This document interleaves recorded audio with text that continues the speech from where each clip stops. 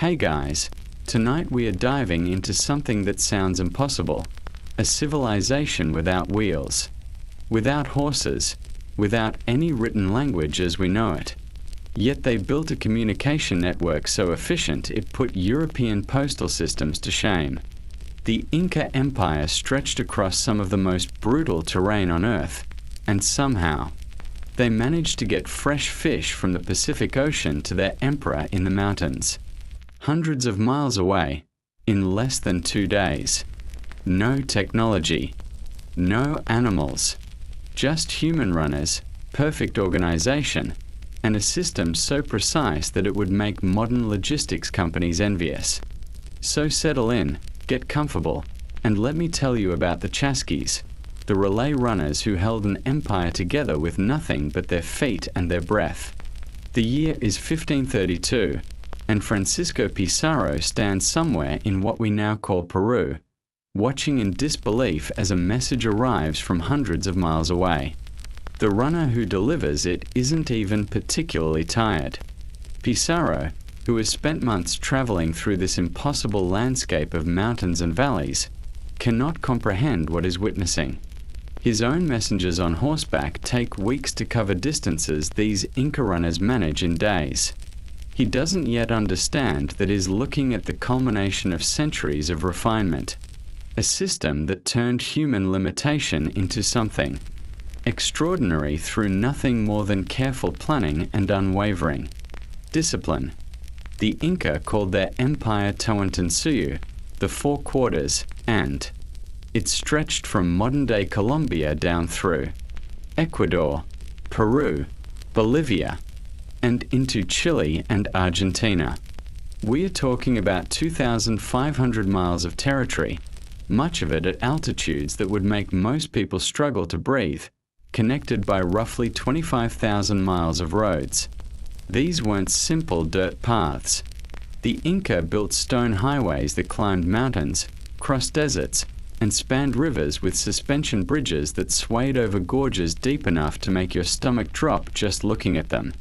They carved steps into cliff faces, built retaining walls to prevent erosion, and established a network of tambos, way stations, every 3 to 6 miles along major routes, but roads alone don't move information. The Inca had no horses until the Spanish brought them. They had no wheeled vehicles, not because they couldn't conceive of the wheel, but because wheels are useless in mountains where a path might climb at a 40-degree angle. They had no writing system in the way we understand writing, no letters or documents to carry. Instead, they had quipus, arrangements of knotted strings that recorded numerical data and possibly even narrative information, though we still haven't fully cracked their code. And they had runners. The Chasqui system was elegantly simple in concept but staggeringly complex in execution. Young men, typically between 18 and 20 years old, were selected for their physical fitness and their absolute reliability. They underwent training that would make modern ultramarathon runners weep, learning to run at high altitude, to navigate by stars and landmarks, to remember messages word for word, to interpret quipus, and to recognize the hierarchy of message importance. A Chasqui wasn't just a runner. He was a living piece of infrastructure, a human data packet in a network that spanned a continent. Each Chasqui was stationed at a tambo, one of those way stations that dotted the empire's roads. Picture a small stone building, simple and functional, with a thatched roof and a clear view of the road in both directions. Inside, there might be 2 or 3 runners at any given time, rotating shifts, always ready. They kept themselves warm, ate simple but nutritious food, mostly potatoes, quinoa, dried meat, and corn, and waited. They might wait hours. They might wait days. But when a runner appeared on the road, sprinting toward them with a message, they had to be ready to move instantly. The arriving Chasqui would be spotted from a distance. These runners carried putudas, conch shell horns, which they would blow to announce their approach. The sound would echo across valleys, bounce off mountainsides, and alert the next station that information was coming. The waiting runner would prepare himself, stepping out to watch the road, timing his start so that the handoff would be seamless. As the incoming chazki arrived, he would gasp out the message, either verbally or by handing over a kipu, and the fresh runner would be off, maintaining the pace without breaking stride if possible. This wasn't a relay race as we might imagine it, with runners passing a baton in a marked lane. This was more like a bucket brigade fighting a fire, each person moving as fast as humanly possible, knowing that the entire system depended on their individual performance. A chazki might run anywhere from 1 to 3 miles before reaching the next station, depending on the terrain. In flat areas or gentle slopes, the stations might be farther apart. In steep mountain passes or difficult terrain, they might be closer together. The system adapted to geography, using human endurance at its maximum sustainable output. What makes this remarkable isn't just the physical achievement, though running even a mile at 12,000 feet of elevation is genuinely difficult, but the organizational precision required. The Inca government had to train thousands of runners, maintain hundreds of stations, ensure constant food supplies at each location, enforce strict discipline across thousands of miles, and do all of this without any electronic communication, without rapid transportation, and without written bureaucratic records as we understand them. Every chazki had to trust that the next station would be ready. Every tambo had to trust that supplies would arrive. Every message had to be treated with appropriate urgency based on its content and origin. The messages themselves varied wildly in importance. Some were administrative reports, crop yields from a distant province, census data, records of tribute payments. These were encoded in quipus, carried from accountant to accountant, the runners serving as anonymous couriers of knotted strings. Other messages were military intelligence, enemy movements, rebellion warnings, requests for reinforcements. These would be memorized and repeated, the chazkis trained to remember exact wording, to distinguish between similar-sounding place names, to understand context even without understanding strategy. And some messages were simple but urgent. The emperor wanted fresh fish for dinner.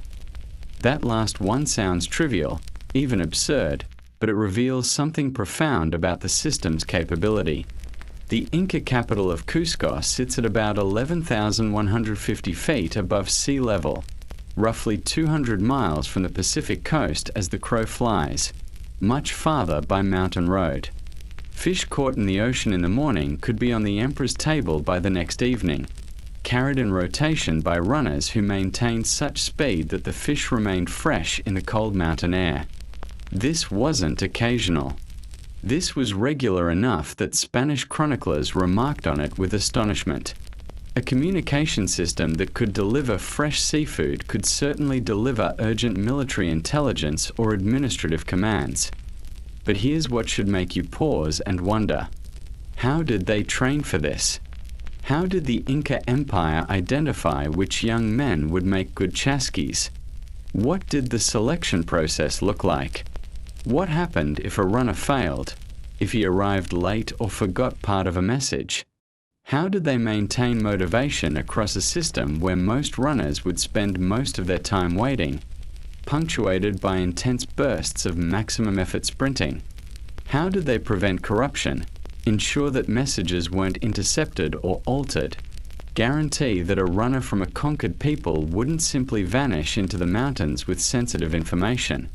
The answers to these questions reveal something about how the Inca thought about government, about loyalty, about the relationship between individual and empire. The selection of a chazki began long before a young man ever stood at a tambo waiting for a message to arrive. It began in childhood, in the Ailu, the extended family community unit that formed the foundation of Inca society. Every child born into the empire was, in a sense, born into service.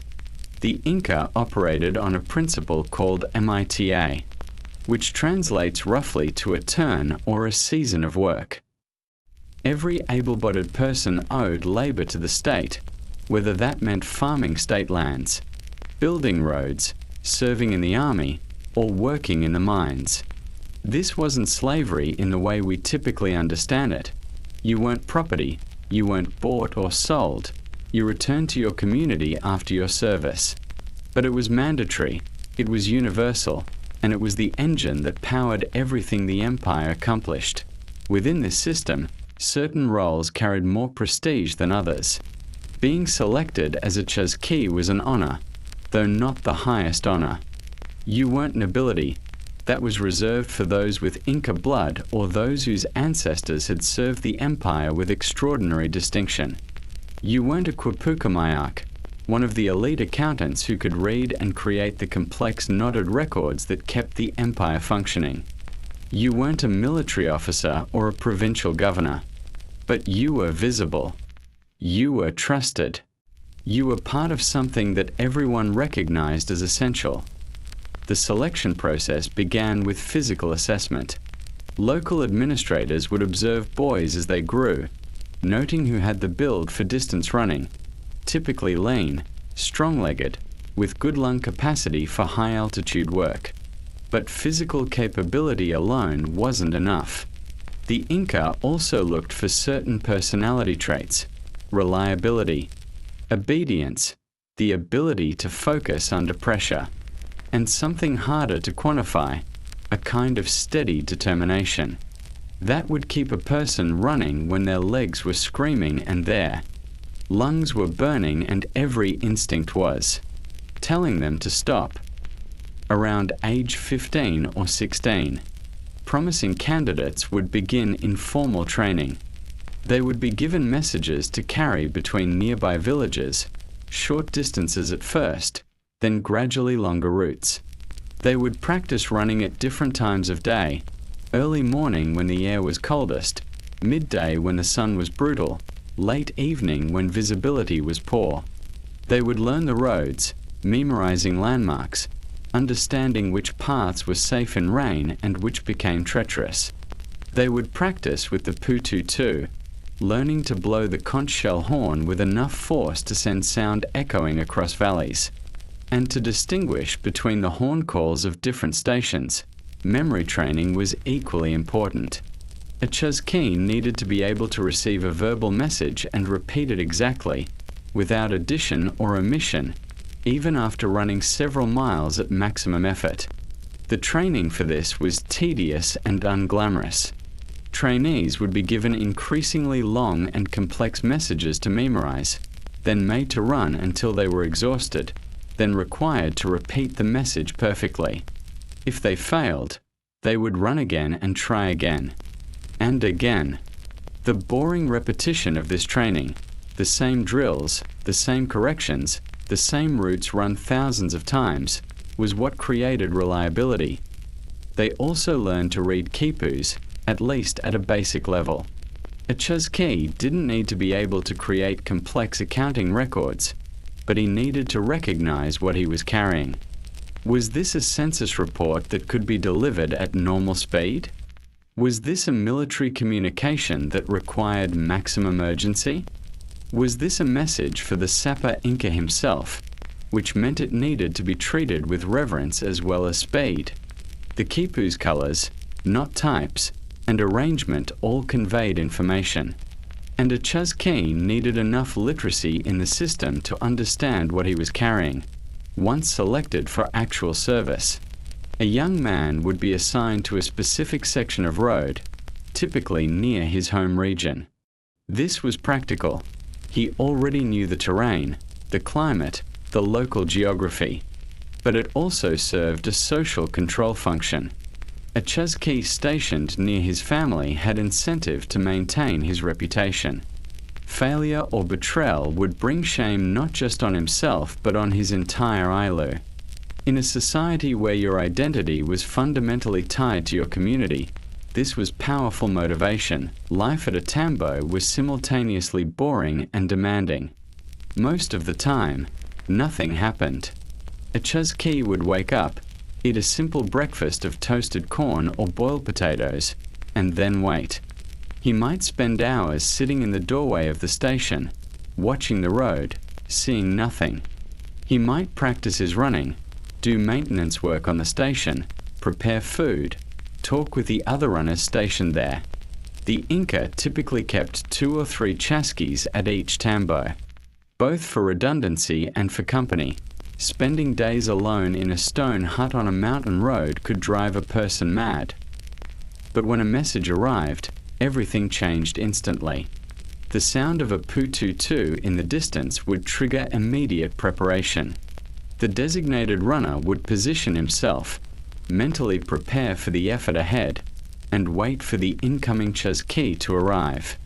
The handoff itself was brief, sometimes just seconds. The arriving runner would gasp out the message or hand over the kipu. Maybe add a quick note about road conditions ahead, bridge swaying badly or mudslide on the South Pass, and the fresh runner would be off. The running itself was a carefully managed effort. A chuzki wasn't sprinting an all-out 100-meter dash. He was running what we might call a tempo pace, fast enough to cover ground quickly, sustainable enough to maintain for 1 to 3 miles at high altitude. Modern researchers have estimated that chasquis probably ran at about 7 to 8 minutes per mile on flat or gently rolling terrain, slower on steep climbs, faster on descents. This doesn't sound impressive until you remember that many sections of the Inca road network were at 10,000 to 14,000 feet of elevation, where the air contains about 60% of the oxygen available at sea level. The physical toll of this work was significant. Chasquis developed tremendous cardiovascular capacity and leg strength, but they also suffered injuries, twisted ankles, knee problems, altitude sickness, and simple exhaustion. The Empire provided them with support, coca leaves to chew for endurance and altitude adaptation, regular meals at the tambos, occasional rotation to rest periods, and access to healers if they were injured. But the work was hard, and not everyone could sustain it for long periods.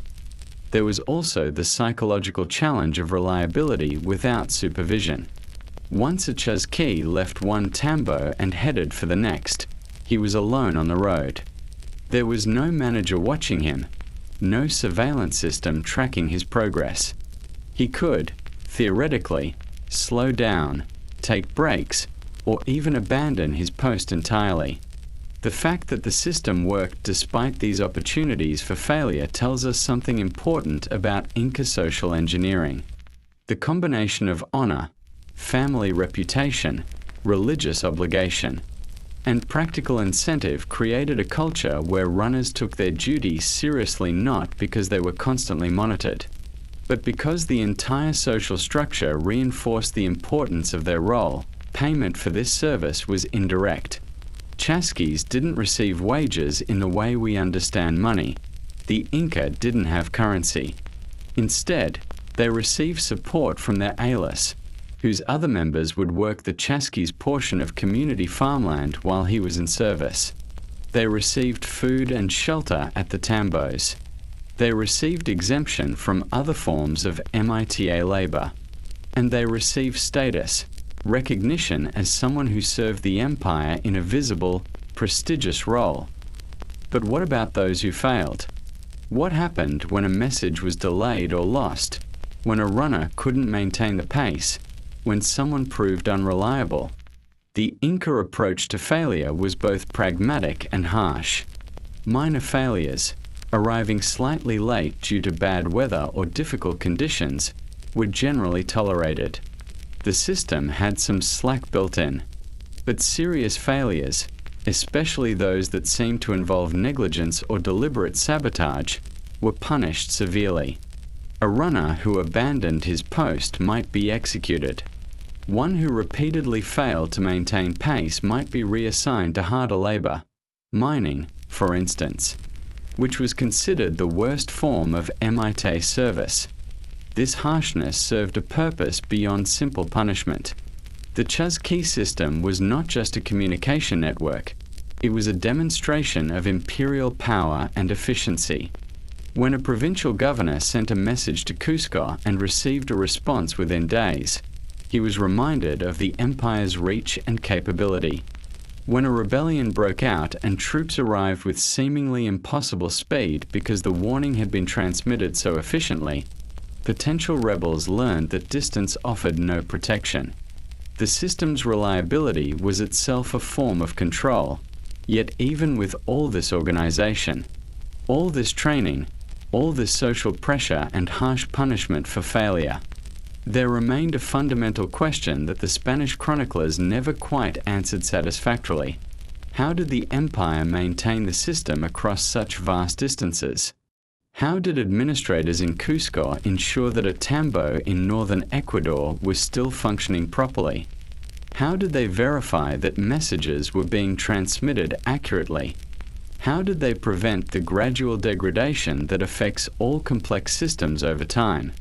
How did they know when a section of road needed more runners, or when a tambo needed supplies, or when a particular chasquin needed to be rotated out?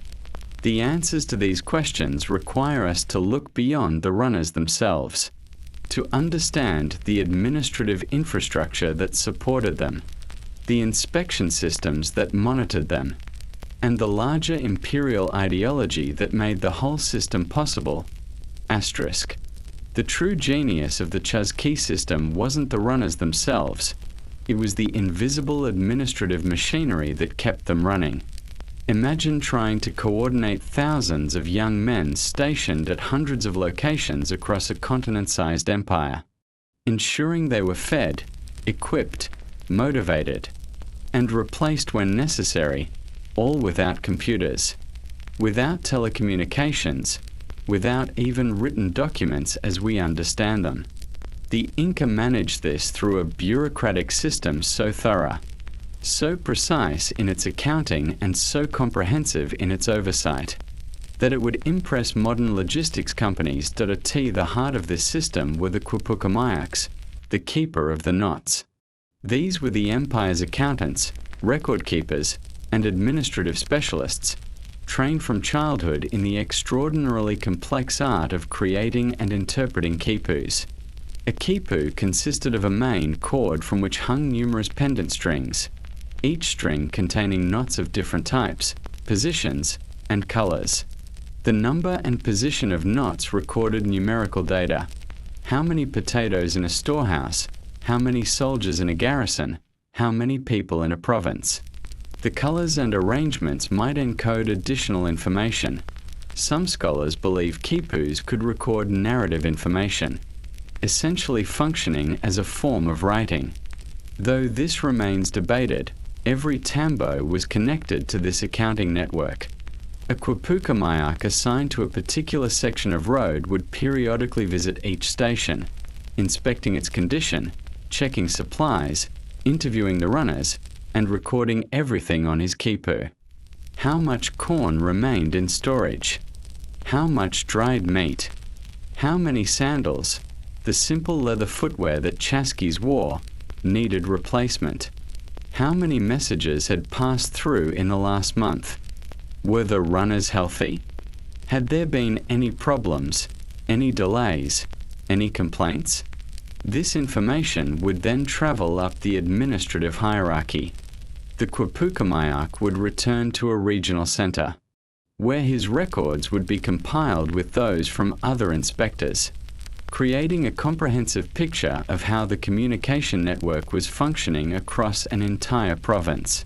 This compiled information would then be sent to Cusco, carried by, you guessed it, chasquis, who would run these administrative quipus along the same roads they described, creating a self-referential system where the network reported on itself through itself.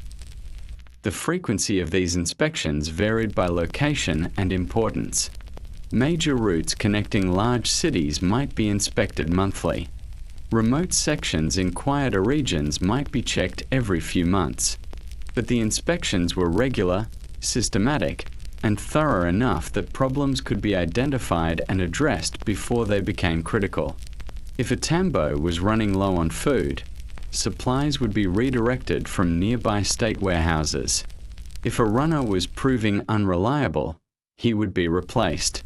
If a section of road was deteriorating, repair crews would be dispatched, but accounting alone wasn't enough. The Inca also deployed inspectors called tocricoks, provincial governors who had authority over large regions and who traveled constantly, observing, checking, verifying. A tocricok might arrive at a tambo unannounced. Test the runners by giving them a fake urgent message and seeing how quickly they responded. Inspect the quality of the food stores and question the chaskis about their training and duties.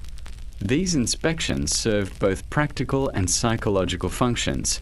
They identified problems, but they also reminded everyone in the system that they were being watched. That accountability extended from Cusco to the remotest mountain station. The religious dimension of the system reinforced this oversight.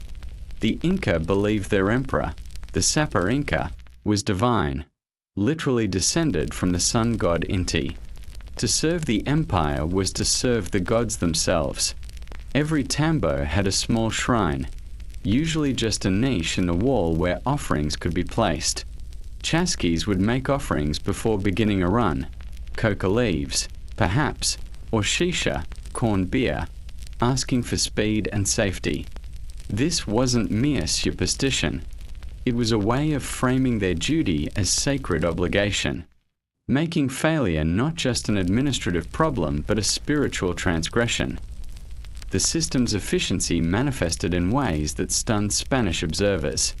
Pedro Cieza de Leon, a conquistador who chronicled the Inca, wrote that messages could travel 1,200 miles in 5 days, roughly 240 miles per day, every day, across mountain terrain.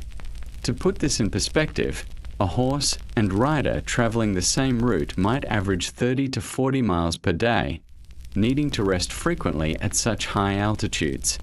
The Chasqui relay, with fresh runners every few miles, achieved sustained speeds that no single person or animal could match. But speed was only part of the value. The system also provided redundancy and reliability. If one runner was sick or injured, there were others at the station. If one route was blocked by landslide or flood, messages could be rerouted along parallel roads. The Inca often built multiple roads connecting important locations, precisely to avoid single points of failure. If a message was particularly important, it might be sent along multiple routes simultaneously, with instructions to the recipient to act on whichever arrived first. This redundancy meant that the failure of any individual component, a single runner, a single tambo, even a single road, didn't break the entire system. The Chasqui network also served intelligence functions beyond simple message delivery. Runners observed everything they saw on the road: troop movements, refugee flows, crop conditions, unusual activity.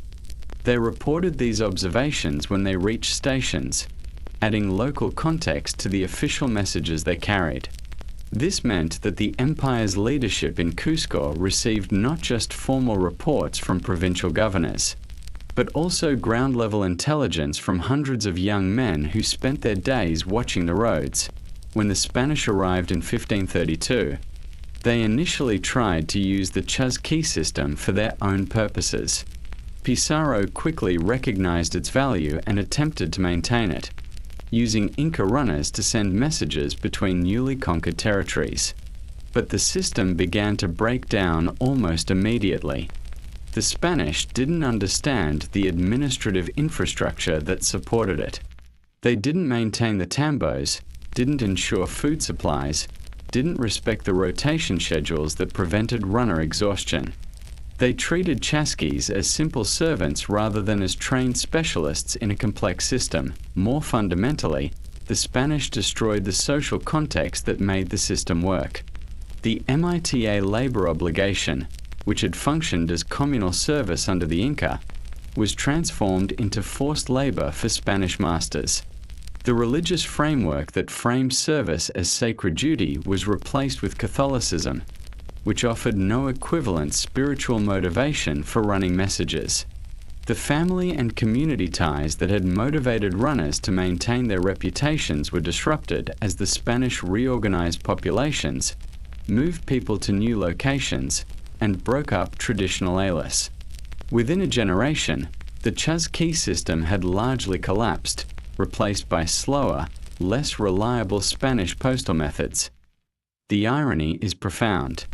The Spanish had superior technology in many ways.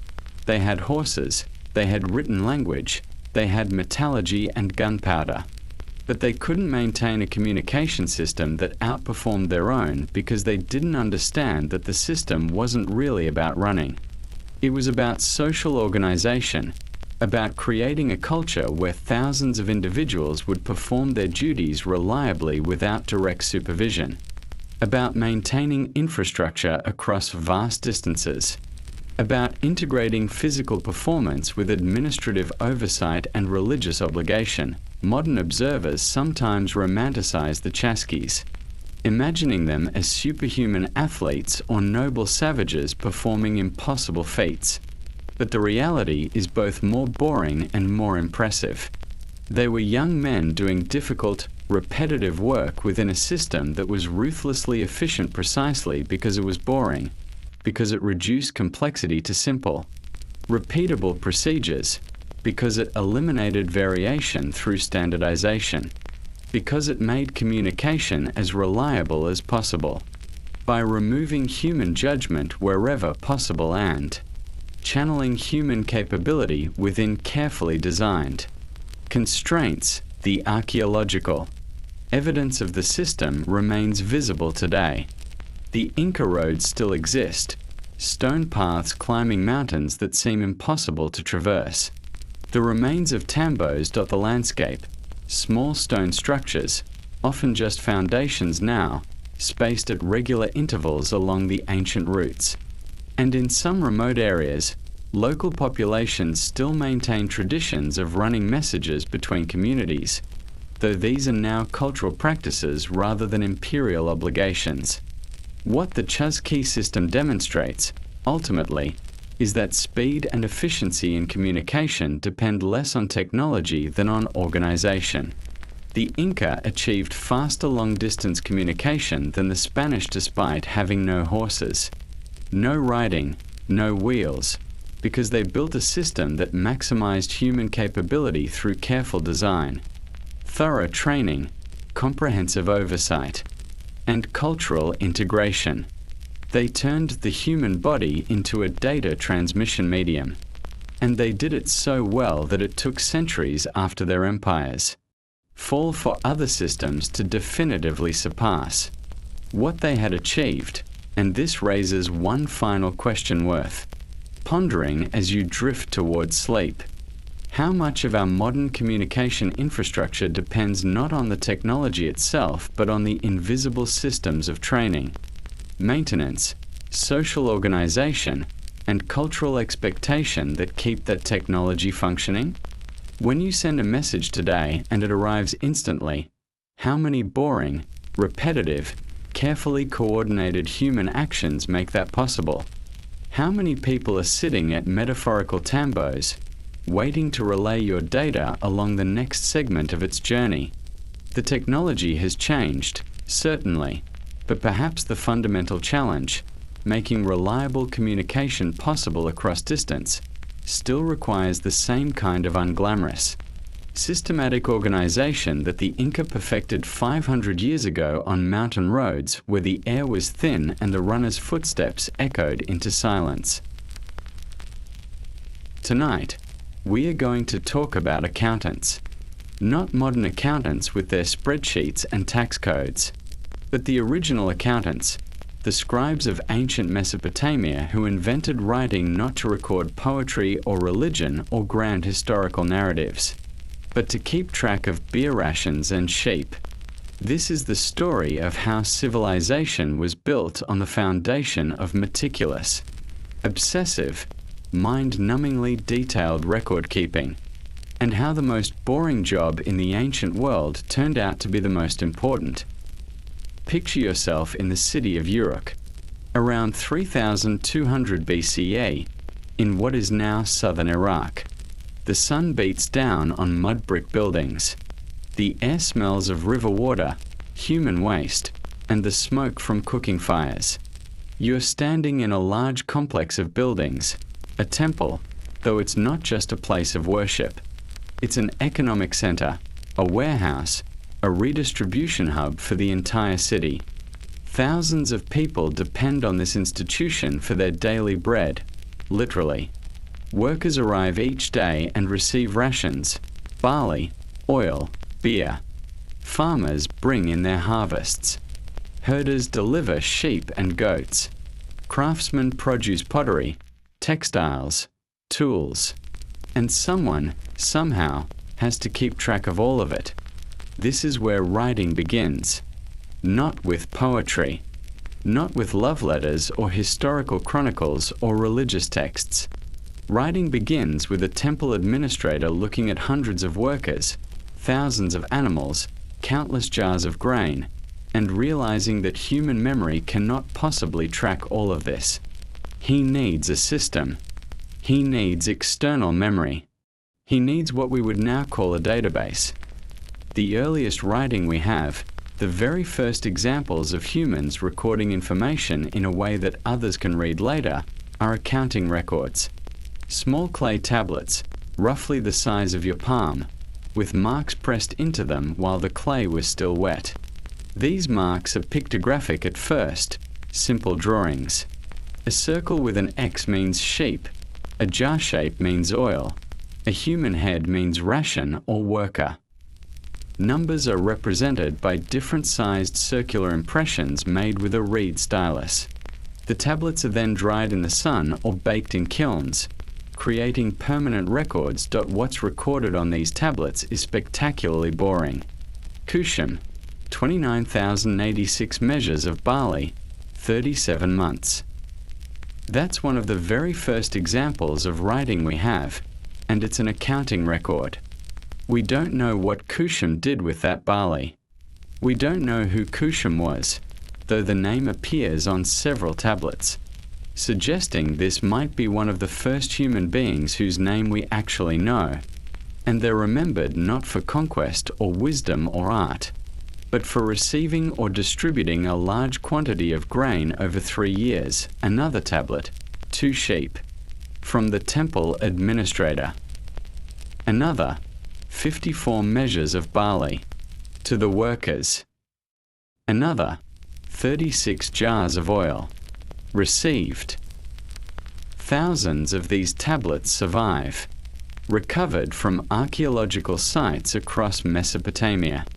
They represent the daily, weekly, monthly, and yearly accounting of ancient economies, and they're almost hypnotically tedious to read. But here's what makes this fascinating. This tedious accounting made civilization possible. The great cities of ancient Mesopotamia, Uruk, Ur, Lagash, later Babylon, couldn't exist without these records. You cannot manage an urban population of tens of thousands of people without being able to track resources. You cannot maintain specialized labor, having some people who only make pots, others who only weave cloth, others who only tend fields, without a system for redistributing the products of that labor. And you cannot redistribute resources fairly and efficiently across thousands of people without records. The scribes who created these records were professionals, trained from childhood in specialized schools called ajubas, literally tablet houses. Becoming a scribe was one of the few paths to social mobility in ancient Mesopotamia. If you were born a farmer's son, you would almost certainly die a farmer. But if you showed aptitude and your family could afford to send you to school, you might become a scribe, and scribes work for temples, palaces, and wealthy merchants. You would never be nobility, but you would be comfortable, respected, and essential. The training was brutal in its tedium. Young scribes in training spent years copying the same signs over and over, learning hundreds of different symbols as the writing system evolved from simple pictographs into the more complex cuneiform script. They memorized mathematical tables, multiplication, division, square roots, geometric formulas. They practiced writing on cheap clay tablets, smoothing them out and reusing them when they made mistakes, until their hands could form the wedge-shaped marks quickly and consistently. They learned specialized vocabulary for different domains: agricultural terms, architectural terms, legal terms, astronomical terms, and they learned accounting procedures. How to record a transaction. How to verify that quantities matched across multiple records. How to calculate interest on loans. Yes, the ancient Mesopotamians had interest-bearing loans, and scribes had to track them. How to convert between different units of measurement. How to maintain running totals across multiple tablets. How to create summary records from detailed daily entries. The tablets themselves tell us something about how this system worked in practice. Many tablets are clearly rough drafts, quick notes made during actual transactions, with corrections and amendments. Other tablets are clean, careful copies, official records meant for archive storage. Still others are summary documents, compiling information from multiple daily records into monthly or yearly totals. The system had redundancy built in. Multiple people might record the same transaction, creating a kind of cross-checking mechanism. If a worker received a ration, the worker's manager would record it, the warehouse clerk would record it, and sometimes a temple administrator would note it as well. This redundancy wasn't just bureaucratic inefficiency. It was fraud prevention. In a society where most people couldn't read or write, the scribes who controlled the records had enormous power. A dishonest scribe could potentially steal from warehouses by falsifying records, claiming that goods had been distributed when they hadn't, or recording smaller quantities than were actually delivered.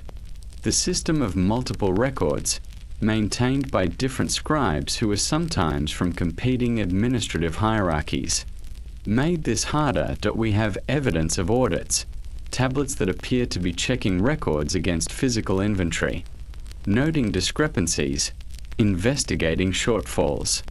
We have tablets recording disputes over quantities, with different parties presenting their own records. We even have what appear to be records of scribes being punished for errors or dishonesty, though the details are often unclear, because the tablets don't explain context.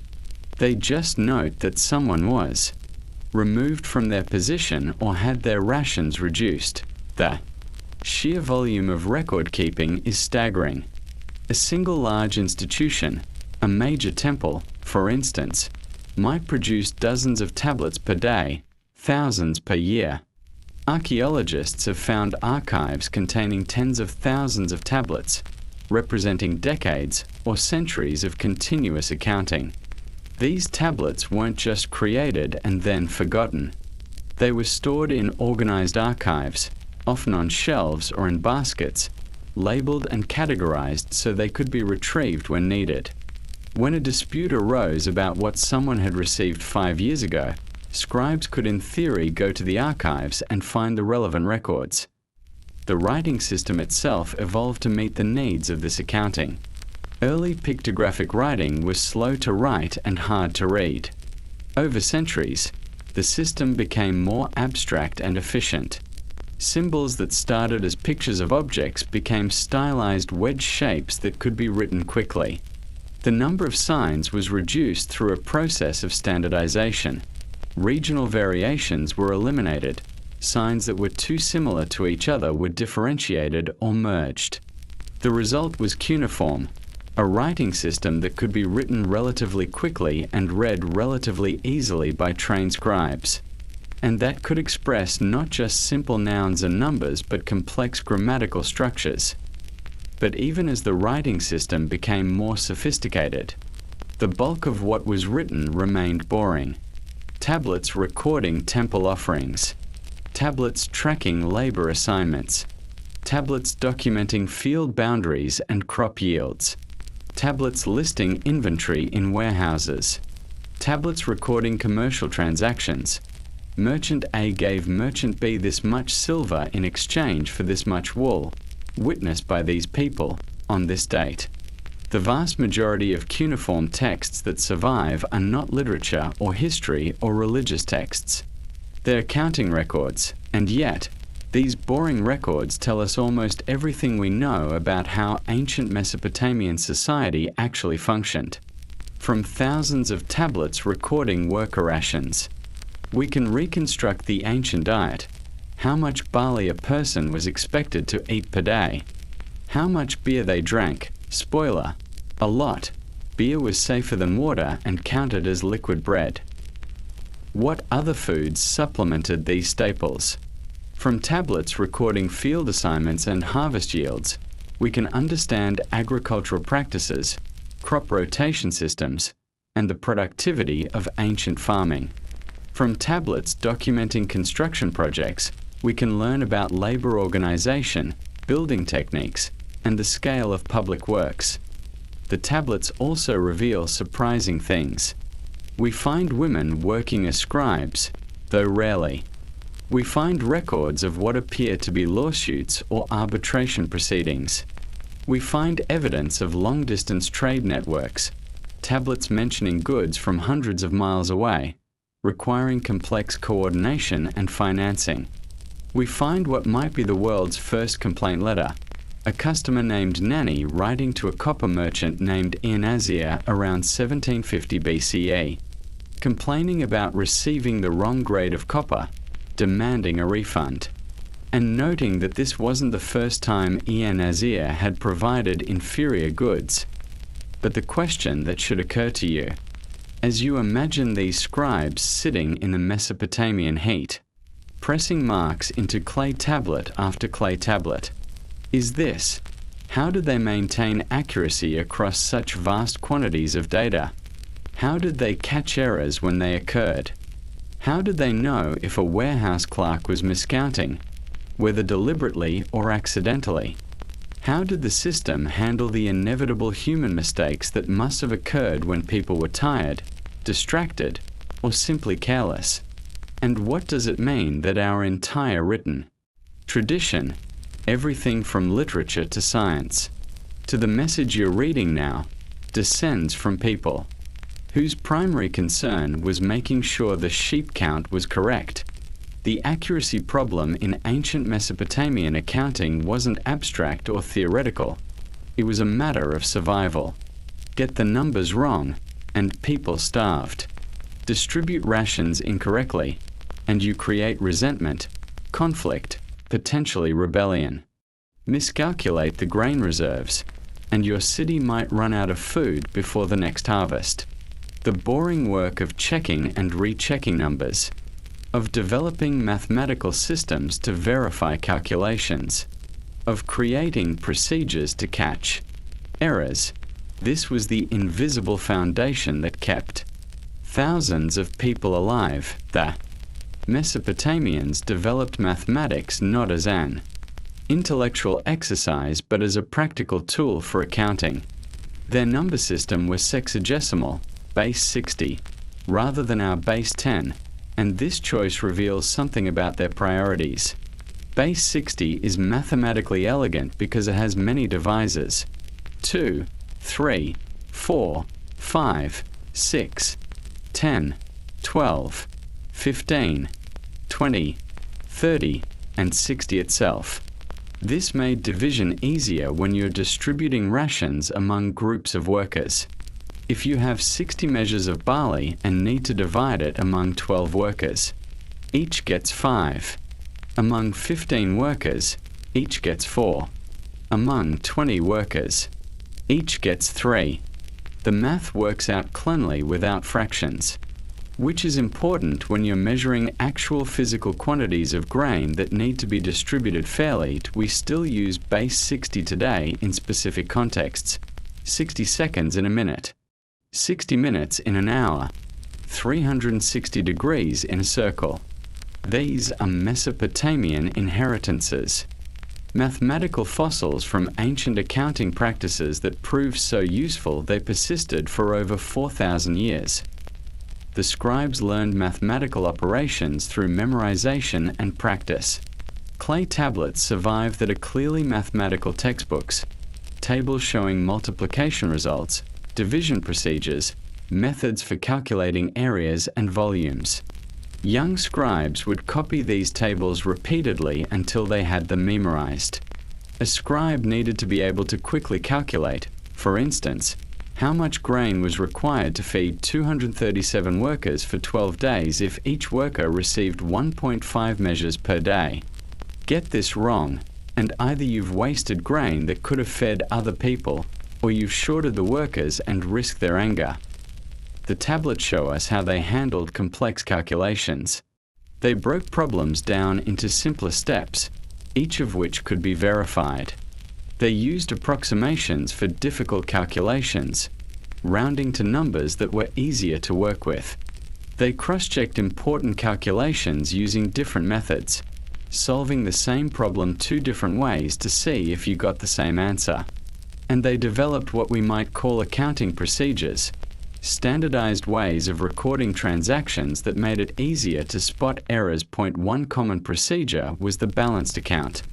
When goods moved from one location to another, both the sending location and the receiving location would record the transaction. Periodically, these records would be compared. If location A recorded sending 100 measures of grain to location B, but location B only recorded receiving 95 measures, there was a discrepancy that needed investigation. Maybe someone miscounted.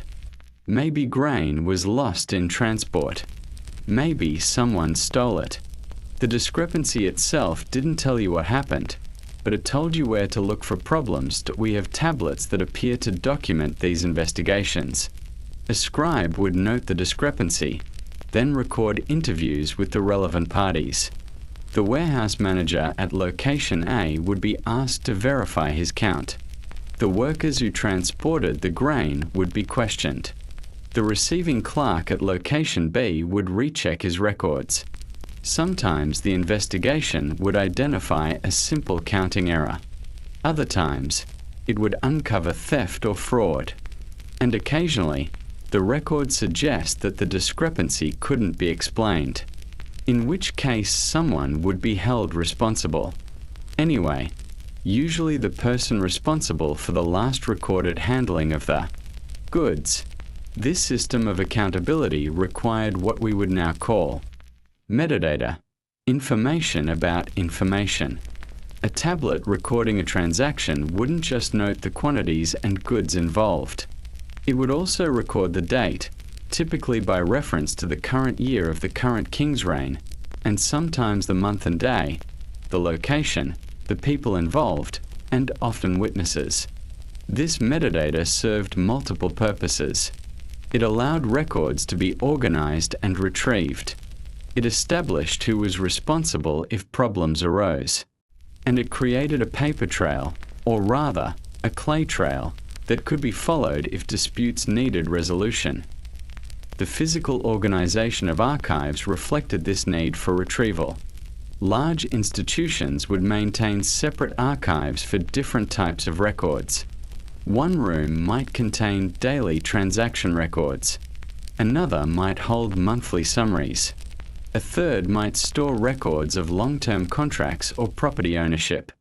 Within each archive, tablets would be organized chronologically or by subject matter, often stored in clay jars or baskets with labels indicating their contents.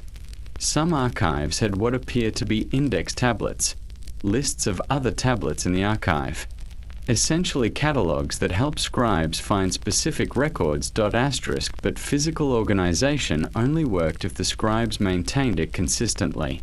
This required discipline, training, and institutional memory. A scribe needed to know not just how to read and write, but where different types of records were stored, how to create new records that matched existing formats, and how to maintain the archive's organizational system. When a scribe retired or died, his replacement needed to understand the system well enough to continue it. This meant that scribal training included what we might call information management, learning the systems and procedures that kept archives functional. The monotony of this work cannot be overstated. A scribe might spend an entire day writing tablets that recorded routine transactions, workers receiving rations, goods moving between warehouses, routine maintenance work being performed. Day after day, month after month, year after year, recording the same types of transactions in the same formats. The tablets themselves are hypnotically repetitive. 10 measures of barley to the workers. 12 measures of barley to the workers. 15 measures of barley to the workers. Different numbers. Same transaction type, same format, same procedure, yet this monotony was precisely what made the system reliable. By reducing transactions to standardized formats, the scribes made them easier to record, easier to read, and easier to check. A scribe reviewing another scribe's work could quickly scan tablets looking for deviations from standard formats, which might indicate errors or fraud. The very boringness of properly executed accounting made errors stand out. The Mesopotamians also developed what we might recognize as contracts, written agreements that specified obligations and consequences. These contracts were witnessed, often by multiple people, and sometimes sealed with cylinder seals, small stone cylinders carved with unique designs that could be rolled across wet clay to create an identifying mark. A typical loan contract would specify the amount borrowed, the interest rate, the repayment schedule, the collateral, and the consequences of default. Both parties would keep copies of the contract tablet, and sometimes a third copy would be deposited in a temple archive as a neutral backup. These contracts reveal a sophisticated understanding of risk and obligation. Interest rates varied based on the type of loan and the perceived risk. Loans of silver typically carried lower interest than loans of grain, because silver was more stable. Grain could spoil or be consumed by pests, creating risk for the lender. Loans to wealthy merchants carried lower interest than loans to small farmers, because merchants were better credit risks. And loans that were secured by collateral, land, livestock, or even family members who could be enslaved if the loan defaulted, carried lower interest than unsecured loans.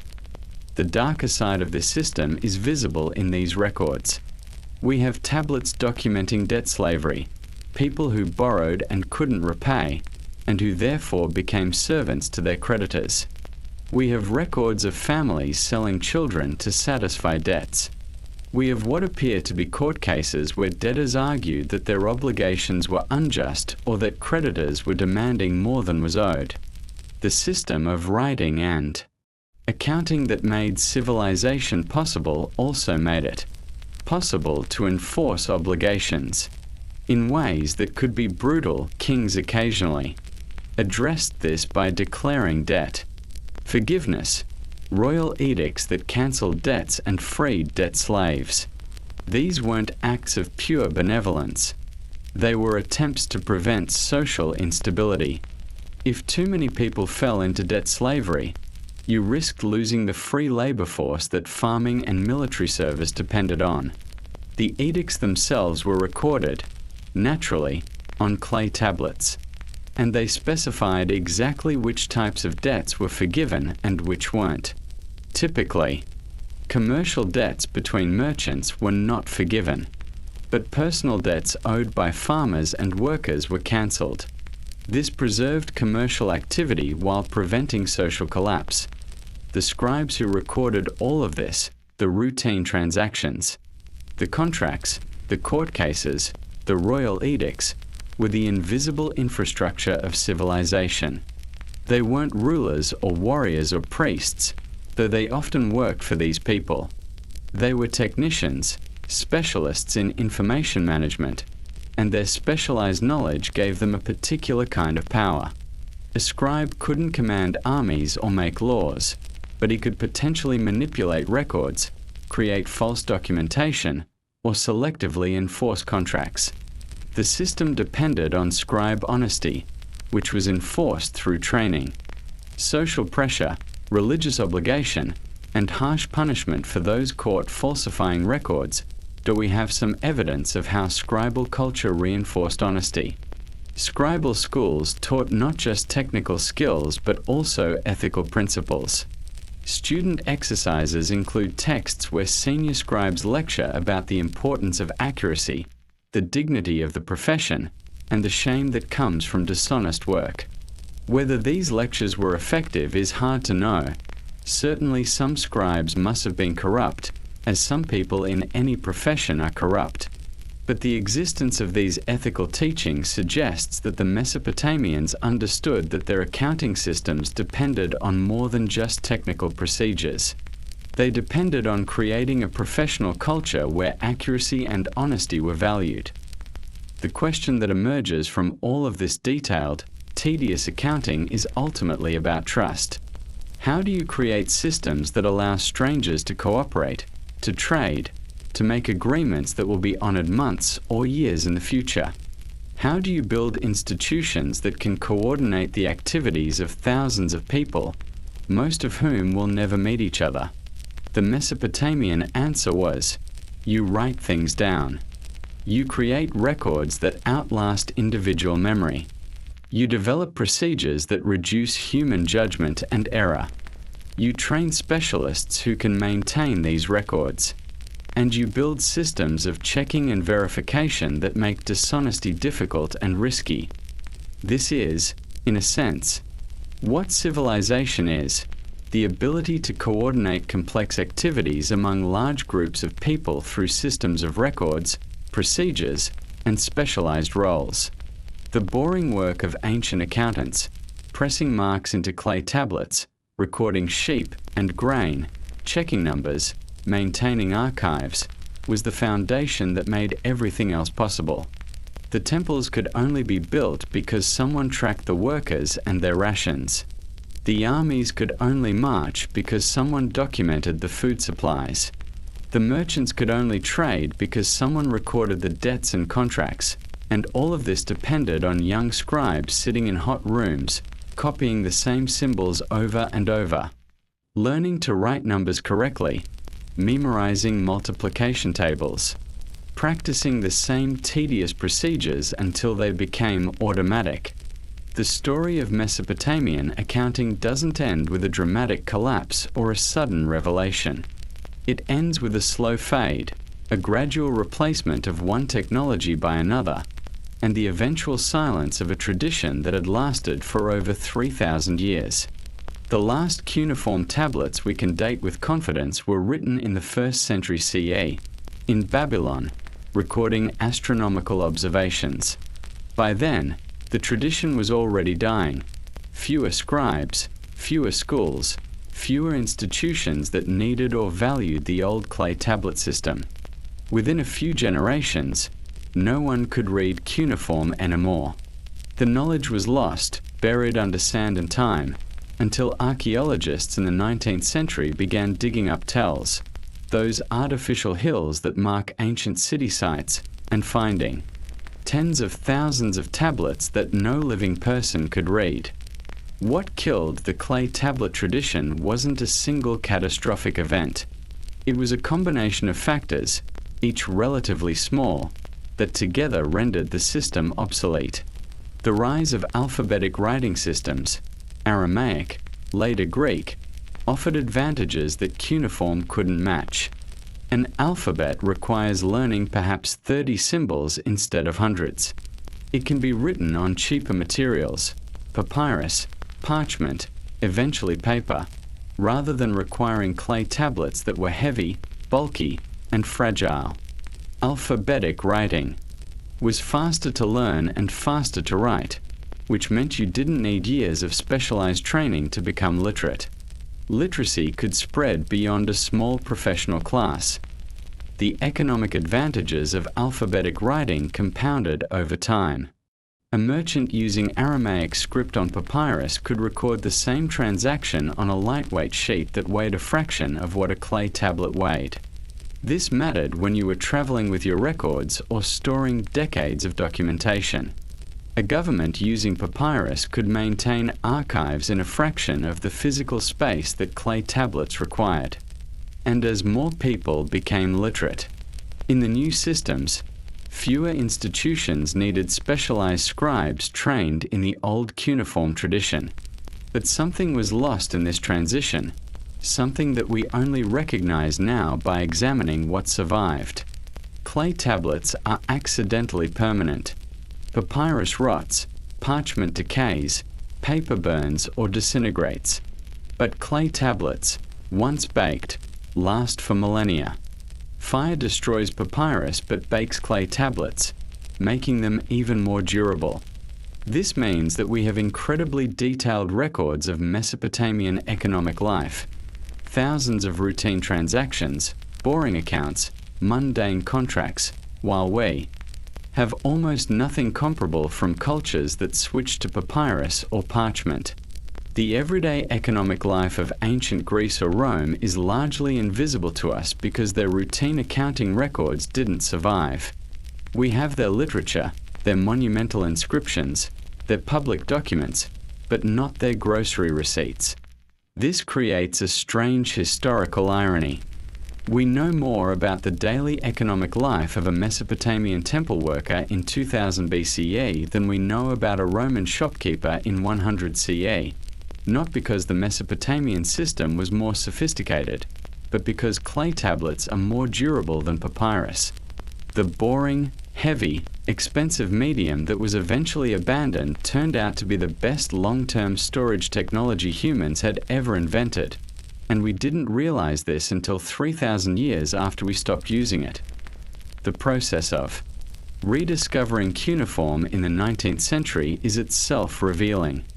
When archaeologists first found tablets, they recognized that these were writing, but no one could read them. The script had been dead for over 1,500 years. No tradition of knowledge had been maintained. The breakthrough came through the same kind of boring, methodical, repetitive work that had created the tablets in the first place. Scholars collected tablets, photographed them, catalogued them, compared them, looked for patterns. They started with the assumption that many tablets were probably accounting records, that you could learn the number system even without understanding the language. If you saw the same symbol appearing with different quantities of other symbols, you could guess that it meant something like total or received or distributed. The decipherment proceeded slowly, tablet by boring tablet. Scholars would identify one symbol, then use that knowledge to identify symbols that appeared near it in predictable patterns. They compiled lists of signs, noting variations in how different scribes wrote the same symbol. They created dictionaries, building them word by word from context and pattern recognition. And gradually, across decades, the dead language came back to life. Not in the sense that anyone started speaking it, that was gone forever, but in the sense that scholars could read what the ancient scribes had written. What they found, when they could finally read the tablets fluently, was exactly what you'd expect: overwhelming mundanity. 95% or more of cuneiform tablets are accounting records, contracts, administrative documents, the boring infrastructure of ancient society. But scattered among these thousands of routine documents were the texts that made headlines. The Epic of Gilgamesh, the oldest surviving written story. Legal codes, including the famous Code of Hammurabi. Royal annals documenting military campaigns. Medical texts. Mathematical problems. Astronomical observations of astonishing precision. Love poems. Proverbs. Letters between kings. The complaint to Nazir about the copper. These literary and scholarly texts survived precisely because they were mixed in with the accounting records. When cities were abandoned and buildings collapsed, the tablets fell together, the profound and the trivial, the poetic and the prosaic, all baked into the same clay, all equally durable, all equally unreadable until modern scholarship developed the tools to interpret them. The boring records that no one intended to preserve for posterity accidentally preserved the literary and scientific achievements that the ancients did value. The administrative sophistication revealed in the tablets also surprised modern scholars. The ancient Mesopotamians weren't primitive or simple. They had complex economic systems, sophisticated mathematics, detailed legal codes, and bureaucratic procedures that would be recognizable to any modern accountant. They understood interest, credit, depreciation, and risk.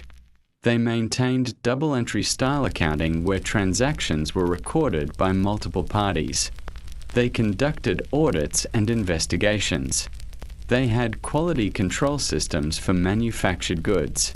They managed multi-generational construction projects requiring coordination of thousands of workers. All of this is documented in tablets that survived only because the medium was so tediously permanent. The tablets also reveal the limitations and frustrations of the system. We find errors, tablets where calculations don't add up, where scribes clearly made mistakes. We find erasures and corrections, places where a scribe realized he'd written something wrong and tried to smooth out the clay and start over. We find practice tablets, where student scribes wrote the same phrase dozens of times, each attempt slightly better than the last. We find what appear to be frustrated notes in the margins, comments from one scribe about another scribe's poor handwriting or incomplete records. One tablet, from around 1750 BCE, contains what might be the world's first documented case of bureaucratic runaround. A worker named Nanny, possibly the same Nanny who complained about copper, wrote to a temple administrator asking for his overdue rations. The administrator's response, preserved on the tablet, essentially says, "I've forwarded your request to the appropriate office." We don't know if Nanny ever got his rations, but we know that bureaucratic delay was apparently a problem even 4,000 years ago. The human dimension of these records emerges in unexpected ways. We can track individual scribes across multiple tablets, recognizing their handwriting, watching their careers develop. We can see family dynasties of scribes, where fathers trained sons in the profession across generations. We can identify scribes who were particularly accurate or particularly sloppy, who rose to positions of authority or who seem to have remained at junior levels their entire careers. We can even sometimes detect personality. Some scribal handwriting is careful and precise. Other scribes wrote quickly and confidently. Still others seem hesitant and uncertain. There's one scribe named Imagesin who worked in the city of Ur around 2000 BCE, and we have dozens of tablets in his hand. From the content and style of his tablets, scholars have pieced together a partial biography. He started as a junior scribe recording routine transactions, was promoted to more responsible positions tracking larger quantities of goods, eventually became a senior administrator managing other scribes, and late in his career made errors that suggest declining mental acuity, numbers that don't add up, repetitions, confusions. This is speculation based on handwriting analysis and document content, but it gives us a glimpse of an individual human life lived 4,000 years ago, known to us only because he spent decades pressing marks into clay. The tablets from scribal schools are particularly poignant. Student exercises survive where you can see a teacher's corrections. The teacher would write a line in careful, perfect script, and the student would copy it below, usually less skillfully. Sometimes the teacher would write corrections or comments. One tablet contains what appears to be a teacher's assessment. Acceptable. Practice more. Another has what might be sarcasm. Is this really your best work? Whether the ancient teacher actually meant sarcasm or whether modern scholars are reading too much into a simple question, we'll never know for certain. What we do know is that the system worked. For over 3,000 years, it enabled complex urban civilizations to function. It allowed large-scale coordination of economic activity. It created written records that outlasted the civilizations that produced them. And it did all of this through the unglamorous labor of thousands of scribes performing boring, repetitive, essential work, counting sheep, recording rations, checking numbers, maintaining archives, training new scribes, copying texts, investigating discrepancies, and writing it all down on clay tablets that they never imagined anyone would read 4,000 years later. The last scribes trained in cuneiform probably didn't think of themselves as the end of a tradition. They likely assumed there would be students after them, as there had been students before them for as long as anyone could remember. But the students stopped coming. The schools closed. The institutions that employed scribes switched to newer writing systems or disappeared entirely. And one day, somewhere in Mesopotamia, an elderly scribe pressed marks into what would be the last clay tablet written in cuneiform, recording some now-forgotten transaction. And no one learned to read that script again. Until the 19th century, what remains for us is a vast archive of monotony, tens of thousands of tablets recording the everyday details of ancient life in such exhaustive detail that we can reconstruct economic systems, social structures, legal practices, and even individual careers. The boring work turned out to be the most informative, the most revealing, the most human. Epic poetry tells us what ancient people aspired to be. Accounting records tell us what they actually were. People trying to make sure everyone got fed, trying to track their obligations, trying to run institutions that would outlast any individual life. And perhaps that's the real lesson from the clay tablet archives. The boring, repetitive, unglamorous work of maintaining systems, keeping records, checking numbers, following procedures, training successors, is what allows complex civilizations to exist. The great kings and conquerors whose names fill history books depended entirely on armies of anonymous scribes, whose names we only know because they signed their work on routine accounting tablets. Without those scribes, there would have been no empire to conquer, no resources to deploy, no way to coordinate the activities of thousands or millions of people across vast distances. The tablets sit now in museums and university collections, catalogued and studied, these fragments of ancient monotony that turned out to be the most durable human achievement. Clay pressed by long-dead hands, marked with signs that meant sheep and barley and received and total, surviving fires and floods and the collapse of civilizations, waiting in the dark for centuries until someone dug them up and learned to read them again. The most boring work humans ever did, preserved accidentally, telling us more about ancient life than all the monuments and inscriptions that were intended to last forever. Tonight, we turn our attention to medieval Europe, to the monasteries that dotted the landscape like small islands of literacy in a largely illiterate world. Specifically, we are going to talk about library catalogues, not the exciting contents of medieval libraries, not the illuminated manuscripts or the classical texts preserved from antiquity or the theological debates, but the lists, the inventories, the catalogues that recorded what books existed, where they were kept, and who was responsible for them. This is the story of monks who spent their lives not reading books or writing books, but counting books and making lists of books, and how this spectacularly boring work preserved Western civilization's intellectual heritage. Picture a monastery somewhere in what is now France, around the year 1100. It's cold. Medieval monasteries were always cold except for a few hours in summer. The buildings are stone. The windows are small and covered with oiled parchment rather than glass, and the library is one of the most important rooms in the complex. Not the most comfortable. That would be the warming room, where a fire was actually permitted, but the most important. Because in an age when books were rare and precious, when a single manuscript might represent months or years of labor, when the accumulated knowledge of centuries could fit in a single room. The library was quite literally the repository of civilization, and someone had to keep track of what was in it. The monk assigned to this task was called the Emerius, the keeper of the books.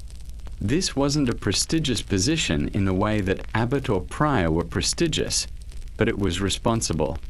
The Emerius was accountable for every book, every loose gathering of pages, every fragment of text. When a monk needed a book, he asked the Emerius, who would retrieve it from its designated location, note who had borrowed it, and later verify that it was returned undamaged. When new books were acquired, either purchased, received as donations, or copied in the monastery's own scriptorium, the Emerius recorded them. When books were damaged and needed repair, the Emerius arranged it. When books went missing, the Emerius was expected to find them or at least determine what had happened to them.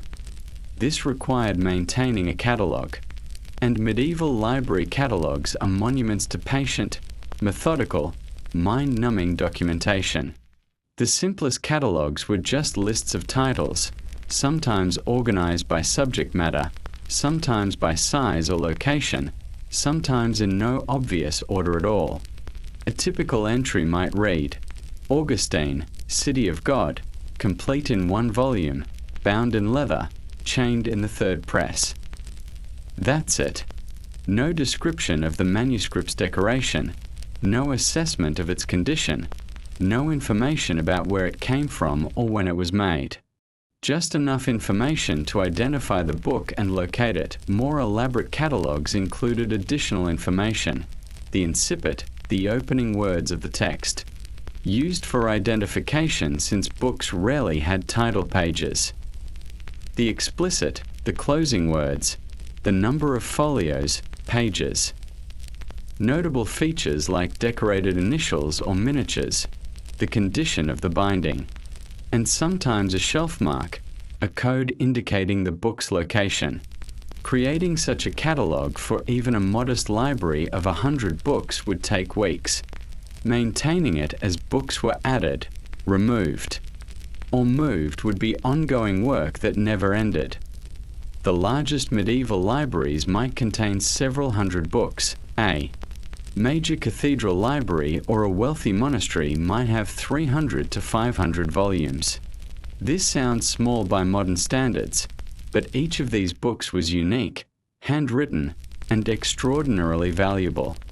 A single illuminated manuscript might be worth the same as a farm or a small house. Losing one wasn't just inconvenient. It was a financial disaster and potentially a spiritual catastrophe if the lost book contained irreplaceable religious texts or commentaries. So the Emerius took his catalogue seriously. He would periodically conduct inventories, checking the catalogue against the actual books on the shelves, noting discrepancies, investigating missing volumes. This was tedious work. You couldn't simply scan barcodes or search a database. You had to physically examine each book, verify its identity, confirm its location, check its condition, and compare all of this against your written records. For a library of 300 books, this might take a week or more of careful work, and it needed to be done regularly, annually at minimum, more often if possible. The surviving catalogues reveal the challenges the Emerius faced. Books went missing with surprising frequency. Sometimes they were borrowed and not returned. Monks were apparently as bad as modern library patrons about this. Sometimes books were lent to other monasteries and never came back. Sometimes they were stolen. Book theft was apparently a problem even in medieval monasteries, perhaps especially in medieval monasteries since that's where the books were. Sometimes books simply disappeared, lost somewhere in the monastery's buildings, misplaced and forgotten. The catalogues document the Emerius's attempts to track these losses. You'll find marginal notes, missing since Brother Thomas borrowed it 3 years ago. Lent to the monastery at Cluny, not yet returned. Lost, cause unknown. Discovered in the infirmary. Returned to library. Stolen. Thief identified but book not recovered. These notes are little windows into medieval library management, revealing a constant struggle against disorder, forgetfulness, and simple human carelessness. Some monasteries developed sophisticated systems to prevent losses. Books might be chained to reading desks, literally attached with iron chains that allowed the book to be opened and read but not removed from a library. This practice, which seems extreme to modern sensibilities, was actually quite practical. The chains prevented casual theft and ensured that books remained in the library where they could be found. The inconvenience of not being able to take a book back to your cell was considered acceptable, given the value of the books and the difficulty of replacing them. Other monasteries required monks to formally sign out books, with witnesses to the transaction. The Emerius would record the book's title, the borrower's name, and the date, sometimes adding the expected return date. When the book came back, this would be noted. If it didn't come back on schedule, the Emerius would send reminders, first polite, then increasingly insistent. We have letters from Emerii demanding the return of overdue books, and the tone is remarkably similar to modern overdue notices. You borrowed Augustine's Confession 6 months ago. Please return it immediately as other brothers need it. The physical organization of medieval libraries reflected the challenges of managing books without modern technology. Books were typically stored flat on shelves called presses, often in order of size rather than subject matter. Because you couldn't efficiently shelve a small book next to a large one, they wouldn't fit neatly. This meant that related texts might be scattered across different locations, known only to the Emerius who maintained the catalogue. Finding a specific book required consulting the catalogue, determining its shelf mark, navigating to the correct press, and locating the book among others of similar size. Some libraries developed classification systems to bring order to this potential chaos. Books might be grouped by broad categories: biblical texts, patristic writings, liturgical books, classical authors, contemporary works. Within each category, they might be further organized by author or by the date they were acquired. The most sophisticated libraries developed alphanumeric shelf marks that encoded both the subject matter and the physical location, creating systems that, while primitive by modern standards, worked remarkably well for their purpose. But maintaining these systems required constant vigilance. Books couldn't be casually reshelved. They needed to go back to their designated locations or the catalogue would become inaccurate. New acquisitions needed to be properly catalogued and given appropriate shelf marks. Damaged books needed to be noted in the catalogue so their condition was known. Books that were rebound, a common necessity as medieval bindings wore out, might change size and therefore need to be moved to different presses and given new shelf marks, which meant updating the catalogue. The Emerius was, in essence, fighting entropy. Left to themselves, books would scatter, get damaged, be borrowed and not returned, be misfiled and lost. The catalogue was the tool that prevented this, or at least slowed it down. By maintaining accurate records of what books existed and where they should be, the Emerius created a system that could survive individual forgetfulness, that could outlast the memories of any particular person, that could be handed down to successive Emerii who could continue the work. This work was recognized as important but unglamorous. Medieval writers sometimes praised the Emerius in passing, acknowledging the necessity of his labor, but they didn't celebrate it the way they celebrated scholarly achievement or spiritual devotion. An Emerius who perfectly maintained his catalogue for 20 years wouldn't receive the recognition that a scholar who wrote an important theological commentary would receive. His work was infrastructure, essential, invisible unless it failed, and appreciated mainly in its absence. Yet this boring administrative work had profound consequences. The books that survive from antiquity, the classical texts, the patristic writings, the early medieval scholarship, survived in part because Amerii kept track of them. When books were catalogued, they were less likely to be lost. When they were properly stored and their condition monitored, they were more likely to be preserved. When they were inventoried regularly, missing books could be identified and searched for before they disappeared completely. Think about what would have happened without catalogues. A monastery receives a rare classical text, say, a copy of Lucretius's De Rerum Natura, one of only a handful of copies existing in Europe.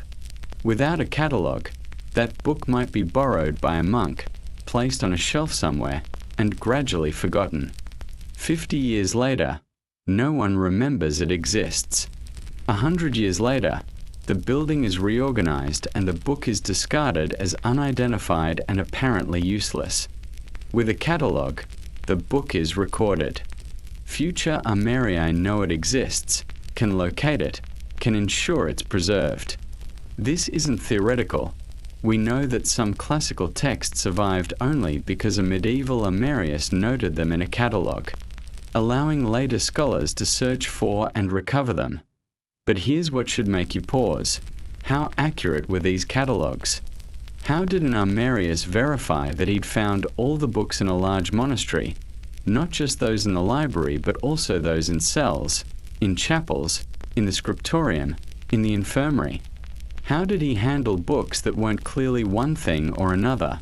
Collections of miscellaneous texts bound together, fragments of multiple works, damaged books where the title was no longer legible. How did he decide what counted as a book distinct enough to deserve its own catalogue entry versus a section of a larger volume? And what happened when different Amerii made different decisions, creating catalogues that contradicted each other? The fundamental challenge facing every medieval Amerius was that perfect knowledge of the library's contents was impossible. No matter how carefully you catalogued, no matter how thoroughly you searched, you could never be completely certain that you'd found every book. Medieval monasteries were complex buildings that accumulated structures over centuries. Books might be anywhere, in the main library, certainly, but also in the abbot's chambers, in individual monk cells, in the scriptorium where books were being copied, in the infirmary where sick monks might be reading for comfort, in chapels where liturgical books were kept, in guest quarters, in storage rooms, even in forgotten corners of buildings that had been repurposed over the years. Some monasteries addressed this by requiring that all books, regardless of where they were kept, be brought to the library once a year for inspection. This was typically done during Lent, which became the traditional season for library inventory. On a designated day, every monk would bring whatever books he possessed, volumes he'd borrowed for study, service books he used in chapel, anything at all that had been in his keeping. The Amerius would check these against his records, noting what had been returned, what was still missing, and what had appeared that wasn't in the catalogue. This annual gathering was called the collation of books, and it became a liturgical occasion in many monasteries. The rule of Saint Benedict, which governed most Western monasteries, specified that monks should hear a passage read aloud about the importance of caring for the monastery's property, and then each monk would return the books in his possession. The ceremony emphasized that books weren't personal property, they belonged to the community, and their proper care was a spiritual obligation as much as an administrative one. But even this systematic approach had limitations. Monks could forget books they'd borrowed years ago, books stored in specific locations for particular purposes. Liturgical books in side chapels, for instance, might not be brought to the gathering. And there was always the possibility of dishonesty. A monk who wanted to keep a particular book might simply not mention it. The annual collation helped, but it didn't guarantee complete accuracy. The catalogues themselves reveal this uncertainty. Many medieval library catalogues, include categories like books of uncertain, location or missing, books. These sections are fascinating because they show the Amarius acknowledging the limits of his knowledge. He knows these books once existed, they're mentioned in older catalogues, or they were definitely acquired at some point, or someone remembers seeing them, but he doesn't know where they are now. Including them in the catalogue served multiple purposes. It maintained institutional memory about what had once been owned. It might prompt someone to remember where a book was. And it documented losses for future reference. Some Amerii were meticulous about distinguishing between different types of missing books. Lost might mean a book whose location was completely unknown. Lent meant borrowed by another monastery or individual, with some expectation of eventual return. Destroyed indicated books damaged beyond repair, by water, fire, mice, or simple age. Stolen was recorded when theft was suspected or confirmed. These distinctions mattered because they affected how the institution thought about its collection. A book that was lent might come back. A book that was destroyed was gone forever and would need to be replaced if the text was important enough. The process of creating a catalogue entry for a book was itself more complex than it might seem. The Amarius needed to identify the text accurately, which wasn't always straightforward. Medieval manuscripts often contained multiple texts bound together. A single volume might include Augustine's Confessions, several of his letters, a treatise by Jerome, and some anonymous sermons, all copied by different scribes at different times and later bound together for convenience. Should this be catalogued as one book or four? Different Amerii made different choices, which is why medieval catalogues are often inconsistent with each other. Even identifying a single text could be challenging. Medieval manuscripts rarely had title pages. The title might be written at the top of the first page, or it might not be mentioned at all. The text would simply begin, and you'd need to recognize it from its opening words. This worked well for extremely famous texts. Every educated monk could recognize in Principio Crevit Deus Coelum et Terram as the beginning of Genesis, but less famous texts were harder. If you found an anonymous sermon or an obscure commentary, you might not know what it was without reading extensively through it, which was time-consuming. The Amarius relied on incipits and explicits, the opening and closing phrases of texts, to create catalogue entries when titles were unclear. A catalogue entry might read, "Book containing 4 texts. First begins Augustinus dicit in Libro Confessionum Suarum. Last ends explicit Liber Sancti Augustini de Civitate Dei." Bound in leather, 2 clasps. Stored in third press. This told future Amerii enough to identify the contents even if they couldn't immediately see the book itself. But incipits and explicits only worked if you could read the text, which wasn't always possible. Manuscripts deteriorated. The first page might be damaged or missing entirely. The ink might have faded to illegibility. Later owners might have trimmed pages for rebinding, cutting off marginal notes that identified texts. And sometimes manuscripts were simply incomplete, a copy that stopped halfway through, or that skipped sections, or that had pages in the wrong order. And Amarius, finding such a manuscript, faced difficult decisions about how to catalogue it. The question of condition created additional complications. Should damaged books be noted as such in the catalogue? If so, how much detail? Some catalogues simply noted in poor condition or damaged. Others were more specific, missing first 3 folios, water damage to lower margins throughout, binding broken, pages loose. The most meticulous Amerii created separate condition reports that were stored with the catalogue, providing detailed assessments of each book's state and recommendations for repair or conservation.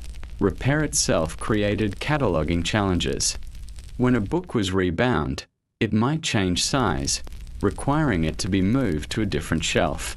Pages might be rearranged during rebinding, potentially changing the incipit or explicit if damaged pages were removed.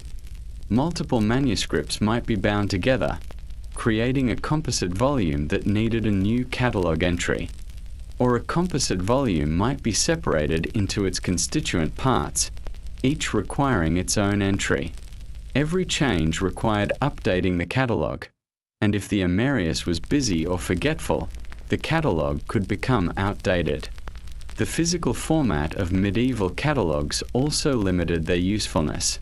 Most were simply lists, written on parchment or paper, recording books in whatever order seemed logical at the time, by acquisition date, by size, by subject, or sometimes in no obvious order at all. Finding a specific book in such a catalogue meant reading through the entire list, which was tedious. Some Amerii created multiple catalogues, one organized by author, another by subject matter, perhaps a third by location. This improved findability but created new problems.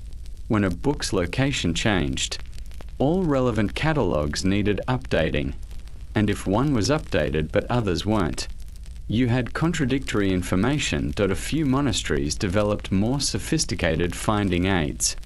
Alphabetical indexes were rare but not unknown. Some catalogues included separate alphabetical lists of authors or titles that reference page numbers in the main catalogue.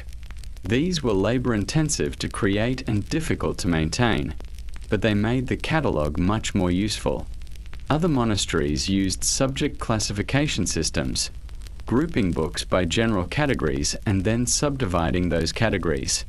The most elaborate systems had hierarchical classifications. Theology divided into biblical studies, patristic writings, systematic theology, and so on, each with its own section of the catalogue. But these sophisticated systems required trained successors to maintain them. When a carefully organized catalogue was inherited by an Amarius who didn't understand or value the organizational system, it could quickly degrade. Books would be added in the wrong sections. Existing entries wouldn't be updated. The logic of the system would be lost. Later Amerii, inheriting a catalogue that was partially organized and partially chaotic, faced the choice of either trying to reconstruct the original system, which might take months, or abandoning it and creating a new catalogue from scratch. Creating a new catalogue was a major undertaking. The Amarius would need to physically examine every book in the library, identify each text, determine appropriate catalogue entries, organize the entries logically, and write the entire catalogue neatly enough that it would remain legible for decades. For a library of 300 books, this might take several months of full-time work. And during those months, other Amarius duties, helping monks find books, managing borrowing, arranging repairs, still needed attention. Some Amerii never completed comprehensive catalogues. They inherited incomplete or outdated catalogues from their predecessors, intended to create better ones, but never found the time. They'd update the old catalogue with new acquisitions, making marginal notes and insertions, crossing out entries for books that were no longer present, but the fundamental organization remained unchanged.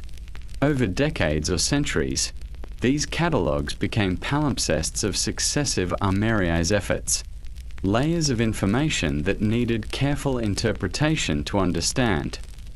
The surviving catalogues, examined closely, reveal individual Amerii's personalities and priorities.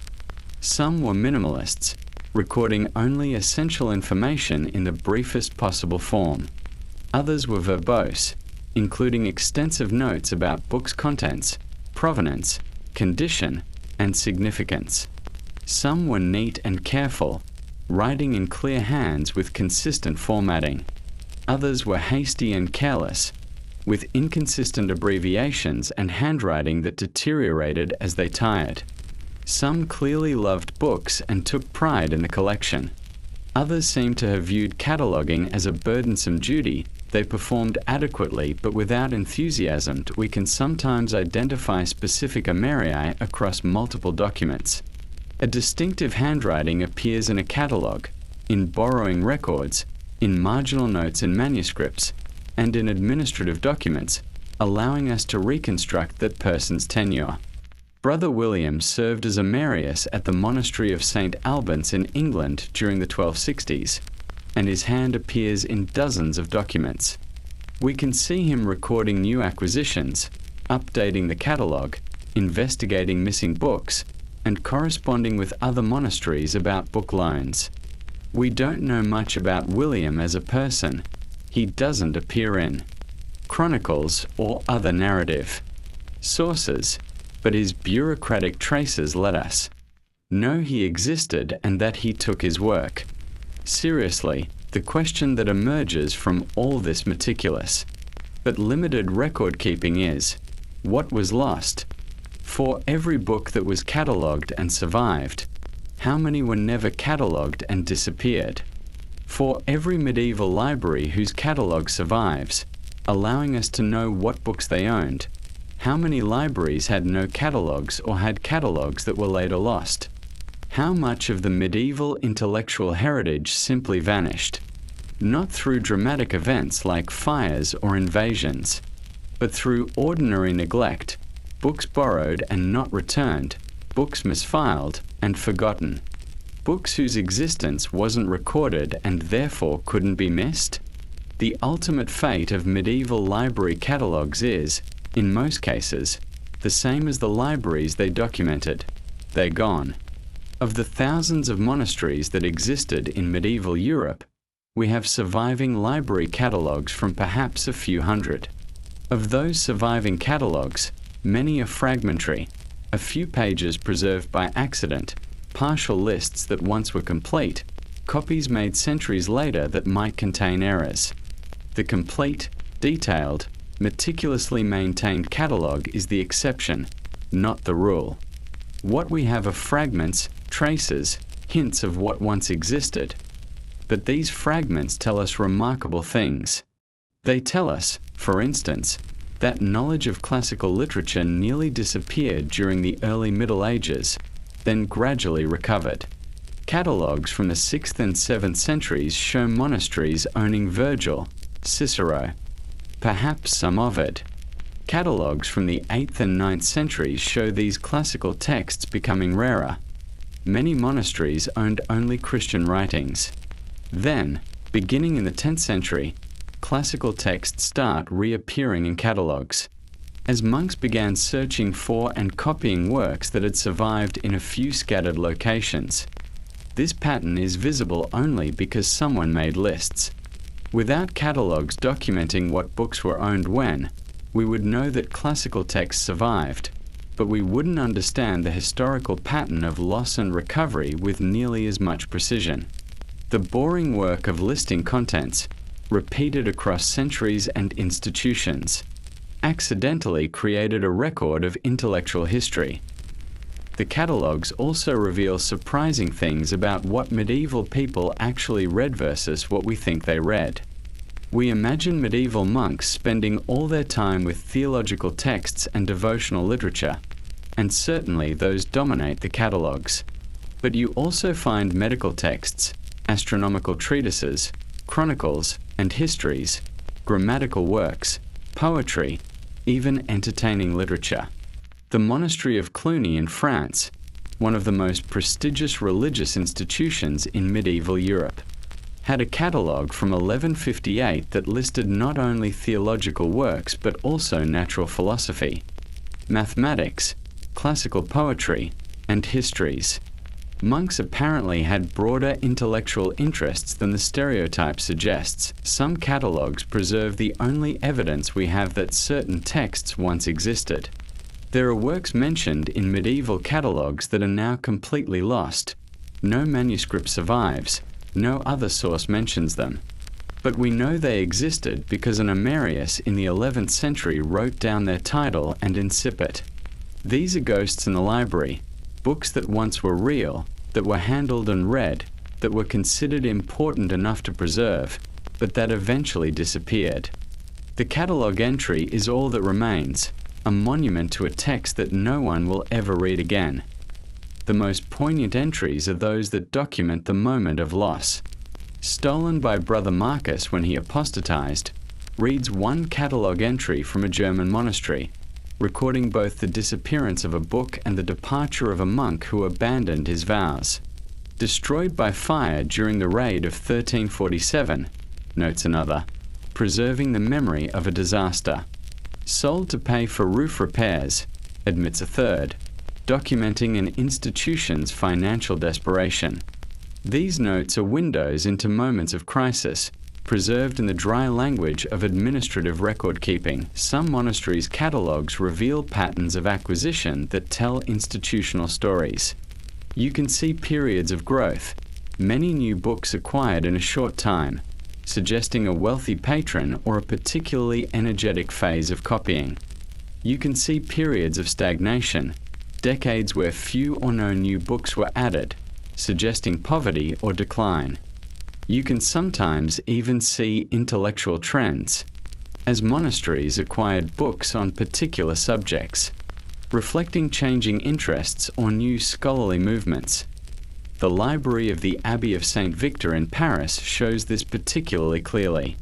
Early catalogues from the 12th century show a fairly traditional collection: biblical texts, patristic writings, liturgical books. Catalogues from the early 13th century show rapid acquisition of new philosophical and theological works, reflecting the intellectual ferment of early scholasticism.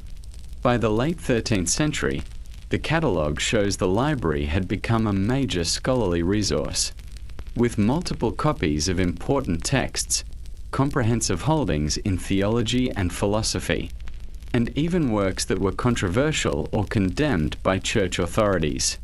The boring lists of books track the institution's transformation from a traditional monastery into a center of intellectual inquiry. But catalogues could also document decline. The library of the monastery of Bury St. Edmunds in England had a magnificent catalogue compiled in the 14th century, listing over 2,000 volumes, an enormous collection by medieval standards. A later catalogue from the early 16th century shows the collection had shrunk to about half that size. Books had been lost, stolen, sold, borrowed, and not returned, or simply discarded as obsolete. The Protestant Reformation then finished the job. The monastery was dissolved in 1539, its remaining books scattered, its buildings converted to other uses. The catalogue survives, preserved in what's now the British Library, documenting a library that no longer exists. Books that are scattered across dozens of modern collections or lost entirely. This pattern repeated across Europe. The Reformation in Protestant regions and religious wars in Catholic regions destroyed or dispersed thousands of monastic libraries. Some books were deliberately destroyed as religiously dangerous. Catholic books in Protestant regions, heretical books everywhere. Other books were simply neglected. When monasteries were dissolved, their libraries were sometimes auctioned off to whoever would pay, without regard for the book's contents or significance. Merchants bought medieval manuscripts to use as scrap paper for wrapping goods. Bookbinders bought them to cut up for binding materials. Private collectors bought whatever interested them and ignored the rest. The surviving catalogues became, in many cases, the only record of what had been lost. When scholars in the 17th and 18th centuries began trying to reconstruct medieval intellectual history, they relied heavily on these catalogues. A catalogue might be the only evidence that a particular monastery had owned a work by a classical author, which might prompt searches through surviving manuscripts to see if that copy had survived somewhere. Or a catalogue might document that multiple monasteries had owned copies of a particular text, suggesting it was more widely distributed than surviving copies would indicate. Modern scholars continue to mine medieval library catalogues for information. Computer databases now compile catalogue entries from hundreds of medieval libraries, allowing researchers to track which texts were widely owned, which were rare, which monasteries had particularly strong collections in particular areas. This kind of analysis would be impossible without the boring, repetitive work of medieval Amerii who recorded their library's contents, never imagining that scholars 700 years later would be studying their lists. The catalogues also reveal the invisible infrastructure that connected medieval libraries. Books moved between institutions, borrowed, copied, sometimes permanently transferred as gifts or purchases. Catalogue entries sometimes note where books came from, received from the monastery at Tours, borrowed from the bishop's library, gift from Brother Peter. These notes show that medieval libraries weren't isolated but were part of networks, with books circulating among institutions that had relationships with each other. Some monasteries maintained borrowing registers separate from their catalogues, lists of books that had been lent to other institutions, with dates and expected returns. These registers are remarkable documents. They show that interlibrary loan existed in the Middle Ages, that monasteries lent valuable manuscripts to each other, that borrowing could take years or even decades. One register from a French monastery records a book lent in 1287 and returned in 1302, 15 years later. Another notes a book lent in 1314 and marked not yet returned in an entry from 1340, 26 years later. The problem of non-returned books was apparently chronic. Monasteries developed strategies to encourage returns, requiring formal letters requesting loans, demanding security deposits or surety bonds, setting explicit return dates, sending reminder letters when books were overdue. None of this completely solved the problem. Books borrowed were often books lost, and later catalogues would note sadly, lent to, monastery name, never returned. Yet despite all these losses, despite the fires and thefts and religious upheavals and simple neglect, some books survived. They survived in part because Amerii documented their existence. A book recorded in a catalogue could be searched for if it went missing.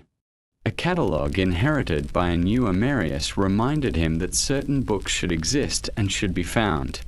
A catalogue consulted by scholars centuries later might prompt searches that recovered books that had been forgotten. The boring administrative work of listing and tracking created resilience, a kind of institutional memory that could survive individual forgetfulness, and even extended periods of chaos. The ultimate irony is that many of the surviving catalogues are themselves more valuable now than the books they described. A detailed medieval library catalogue is a unique historical document, irreplaceable, providing information about intellectual history that can't be obtained any other way. The books the catalogue described might survive in multiple copies in modern libraries, but the catalogue itself exists only once. The boring list turned out to be the rare treasure. Consider the catalogue created by an Amerius named Henry of Kirkestede at the Abbey of Bury St. Edmunds around 1360. Henry was ambitious. He didn't just catalogue his own library. He attempted to create a union catalogue of all books owned by all the major monastic libraries in England. He corresponded with other monasteries, gathering information about their collections, compiling lists of authors and titles, noting which institutions owned which books. His catalogue, called the Catalogus, ran to over 600 pages and documented thousands of books. Henry probably imagined this would be a useful reference work for scholars seeking particular texts. They could consult his catalogue to find out where a book could be found. But he couldn't have imagined that his catalogue would become a primary source for understanding medieval intellectual culture, that scholars would study it to track the transmission of texts, to understand patterns of book ownership, to reconstruct libraries that no longer exist. His boring bureaucratic project accidentally created one of the most important documents of medieval intellectual history, and Henry wasn't unusual. Across medieval Europe, Amerii like him spent years of their lives making lists, checking inventories, updating catalogues, tracking loans, investigating losses, unglamorous work that they probably didn't think would matter centuries later. But that work created the records that allow us to understand medieval libraries, medieval reading, medieval intellectual life. The boring documentation preserved information that nothing else could preserve. What this suggests, perhaps, is that the most important work is often the least celebrated. The scholars who wrote brilliant theological treatises got their names in chronicles and are still studied today.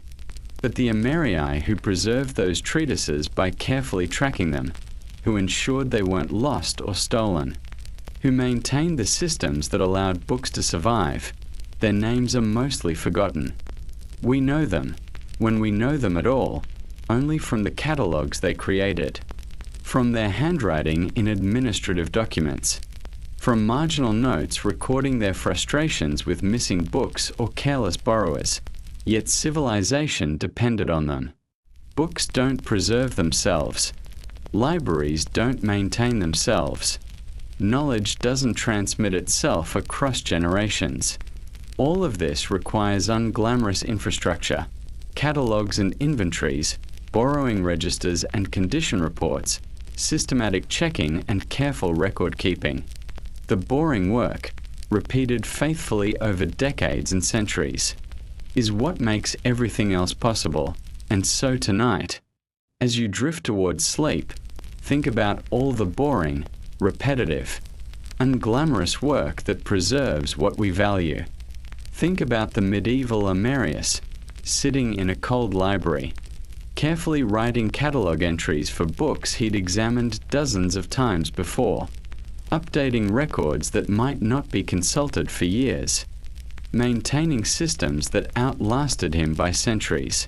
Think about how his patient, methodical work that probably seemed meaningless on many cold afternoons, turned out to be essential to preserving human knowledge.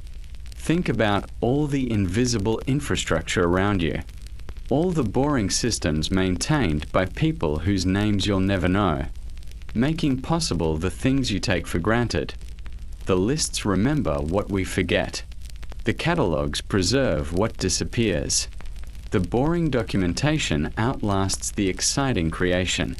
And somewhere, in some archive, on some crumbling piece of parchment, an anonymous Amerius's careful handwriting records books that no longer exist, in a library that was destroyed centuries ago, serving a function he never anticipated, reminding us that the most tedious work is sometimes the most important, that civilization is built on patient documentation, and that the people who make lists might matter more than the people who make history.